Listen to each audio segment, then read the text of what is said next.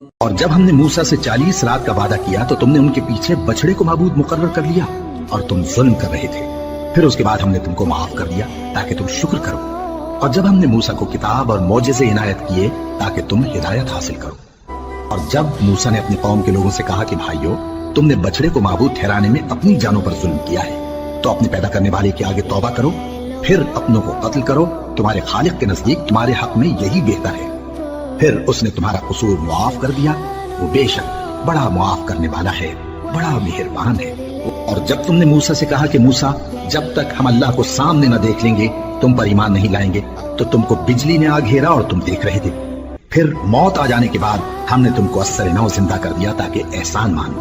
اور ہم نے بادل کا تم پر سایہ کیے رکھا اور تمہارے لیے من و سلوہ اتارتے رہے کہ جو پاکیزہ چیزیں ہم نے تم کو عطا فرمائی ہیں ان کو کھاؤ پیو. مگر تمہارے بزرگوں نے ان نعمتوں کی کچھ قدر نہ جانی اور وہ ہمارا کچھ نہیں بگاڑتے تھے بلکہ اپنا ہی نقصان کرتے تھے. اور جب ہم نے ان سے کہا کہ اس گاؤں میں داخل ہو جاؤ اور اس میں جہاں سے چاہو خوب کھاؤ پیو، اور دیکھنا دروازے میں داخل ہونا سجدہ کرتے ہوئے اور حطوۃ کہنا، ہم تمہارے گناہ معاف کر دیں گے اور نیکی کرنے والوں کو اور زیادہ دیں گے. تو جو ظالم تھے انہوں نے اس لفظ کو جس کا ان کو حکم دیا تھا بدل کر اس کی جگہ اور لفظ کہنا شروع کیا. بس ہم نے ان ظالموں پر آسمان سے عذاب نازل کیا کیونکہ نافرمانیاں کیے جاتے تھے. جب موسیٰ نے اپنی قوم کے لیے ہم سے پانی مانگا تو ہم نے کہا کہ اپنی لاٹھی پتھر پر مارو. انہوں نے لاٹھی ماری تو اس میں سے 12 چشمے پھوٹ نکلے اور تمام لوگوں نے اپنا اپنا گھاٹ معلوم کر کے پانی پی لیا.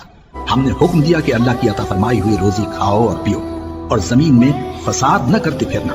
اور جب تم نے کہا کہ موسیٰ ہم سے ایک ہی کھانے پر صبر نہیں ہو سکتا تو اپنے پروردگار سے دعا کیجئے کہ ترکاری اور ککڑی اور گیہوں اور مسور اور پیاز وغیرہ جو نباتات زمین سے اگتی ہیں ہمارے لیے پیدا کر دے. انہوں نے کہا کہ عمدہ چیزیں چھوڑ کر ان کے بدلے ناقص چیزیں کیوں چاہتے ہو؟